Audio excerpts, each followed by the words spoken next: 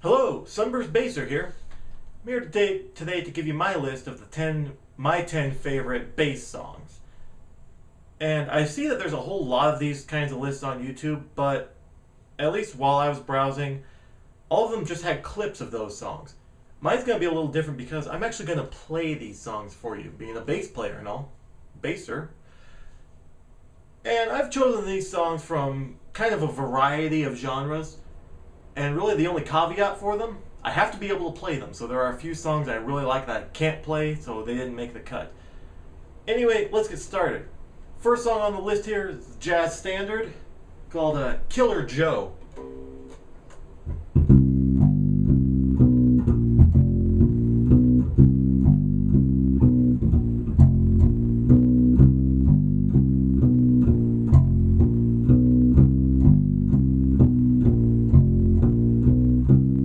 There's more to the song than that, but that basic groove is kind of how I learned how to really walk a jazz bass line. A lot of bass players can do like a country walk,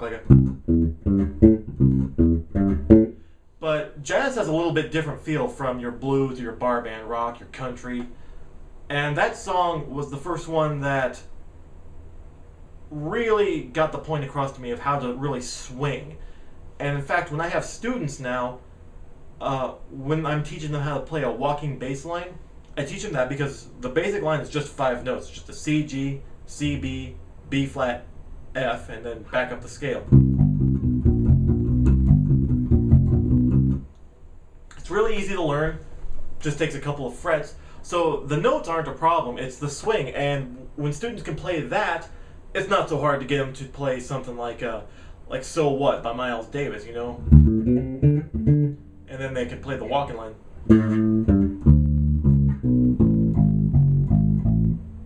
Don't think that was the right key, but you get the picture. Alright, next song on the list.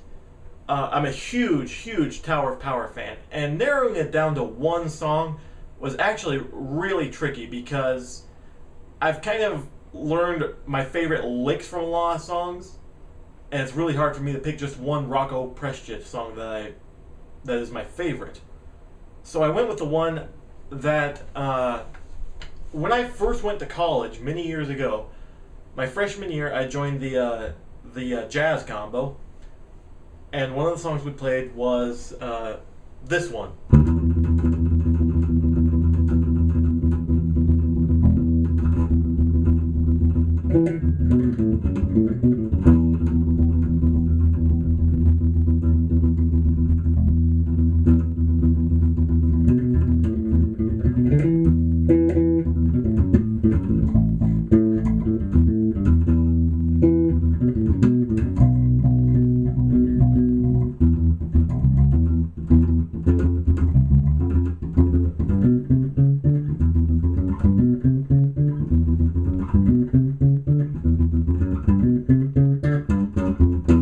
What is hip? And my only real approach to that song, the 16th note groove is just awesome. And Francis Rocco Presciott is just so amazing with that groove because I don't do it nearly as well as he does. To really make that groove, a lot of players, they kind of end up like rocking out, you know. And there is, to make it really groove like a soul song, it takes just a slight, it takes a different feel.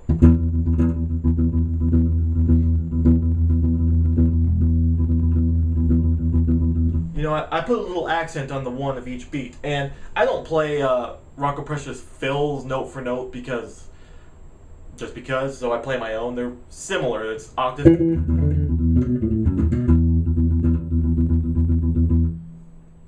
But that's a very good bass line. It's a great song. If you haven't heard of Tower of Power, what are you waiting for? Go check them out.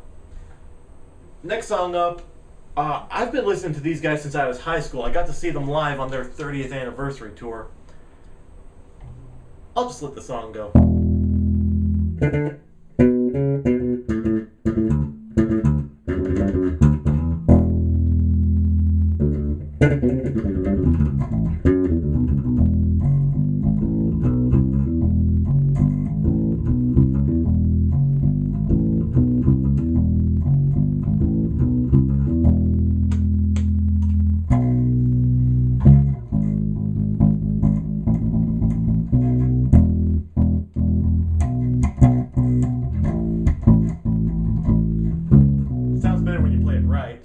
Radio by Rush. It's really hard, again, for me to pick just one song by Rush because I'm a huge Geddy Lee fan. I love his playing. I even like his singing a little bit. And a huge fan of Rush's music. I got to see these guys live when they did their 30th anniversary show. One of the best shows I've ever been to. And that song, to me, kind of encapsulates as many things about Geddy's bass playing into one song better than any other Rush song that I know off the top of my head. There's some other great songs. There's YYZ, Limelight. Those are both great songs. So just there's tons of them. Free Will. But that one for me is the one that really does it. Okay. Now for this song I should really have a fretless. I'm just going to play this all on fretted bass. I set it for the bridge pickup.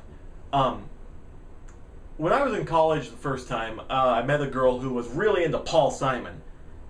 And I was a fan of Simon and Garfunkel. Well, for whatever reason, I hadn't listened to his solo stuff. And she wanted me to teach her how to play this bass line, so I had to learn it so I could show it to her. Diamonds on the Soles of Her Shoes.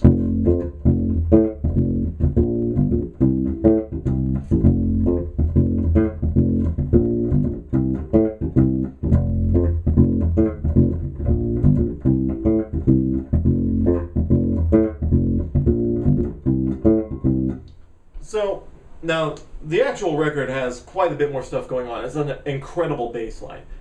I'm just kind of doing a stripped down version of it. What I really like about that song is that it's a standard 1-4-5 pattern, you know. But then it's given this groove, and especially with that A on the top string.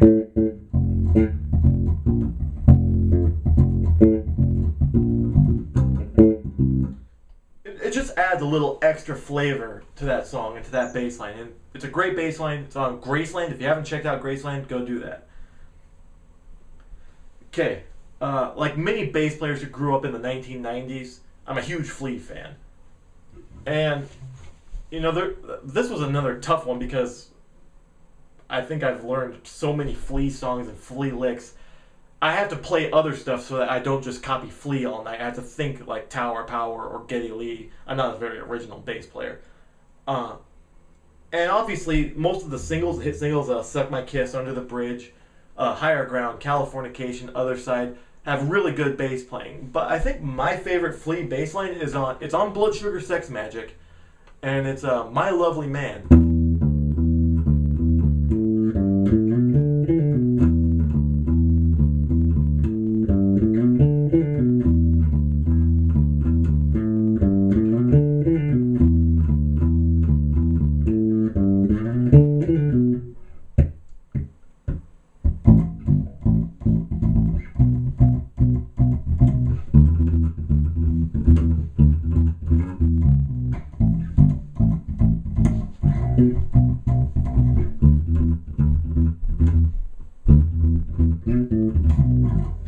I don't think my counting is quite right there, but in fact, I'm pretty sure it's not right.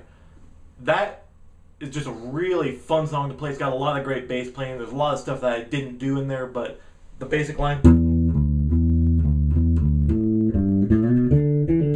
it just works so well.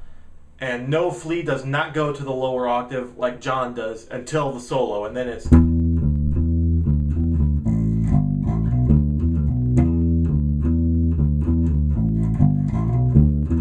The rest of the time, Flea stays in the upper octave when he does the second part of the riff.